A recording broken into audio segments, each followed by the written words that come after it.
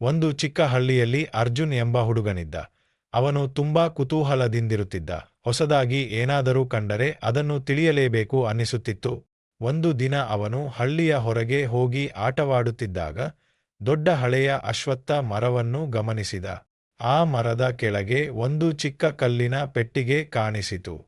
ಇದು ಏನು ಇರಬಹುದು ಎಂದು ಅವನು ಆಲೋಚಿಸಿದ. ಅವನು ಅದನ್ನು ನಿಧಾನವಾಗಿ ತೆರೆದ. ಒಳಗೆ ಒಂದು ಹಳೆಯ ಕಾಗದ ಇತ್ತು. ಅದರಲ್ಲಿ ಬರೆಯಲಾಗಿತ್ತು, ನೀನು ಈ ಪೆಟ್ಟಿಗೆಯನ್ನು ಕಂಡಿದ್ದರೆ ನೀನು ಧೈರ್ಯಶಾಲಿ.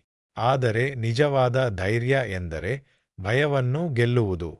ಅರ್ಜುನ್ಗೆ ಆಶ್ಚರ್ಯವಾಯಿತು. ಅಷ್ಟರಲ್ಲಿ ಮರದ ಹಿಂದೆ ಒಂದು ಶಬ್ದ ಕೇಳಿಸಿತು. ಅವನು ಸ್ವಲ್ಪ ಹೆದರಿದರೂ ಓಡಲಿಲ್ಲ. ನಿಧಾನವಾಗಿ ಮುಂದೆ ಹೋಗಿ ನೋಡಿದ. ಅಲ್ಲಿ ಒಂದು ಚಿಕ್ಕ ಗಾಯಗೊಂಡ ನಾಯಿ ಇತ್ತು. ಅದು ನೋವಿನಿಂದ ಕಿರುಚುತ್ತಿತ್ತು. ಅರ್ಜುನ್ ತಕ್ಷಣ ತನ್ನ ಭಯವನ್ನು ಮರೆತು ಆ ನಾಯಿಯನ್ನು ಎತ್ತಿಕೊಂಡು ಮನೆಗೆ ಕರೆದುಕೊಂಡು ಹೋದ. ಅದಕ್ಕೆ ಔಷಧಿ ಹಾಕಿ ಆರೈಕೆ ಮಾಡಿದ. ಕೆಲವು ದಿನಗಳಲ್ಲಿ ನಾಯಿ ಚೇತರಿಸಿಕೊಂಡಿತು.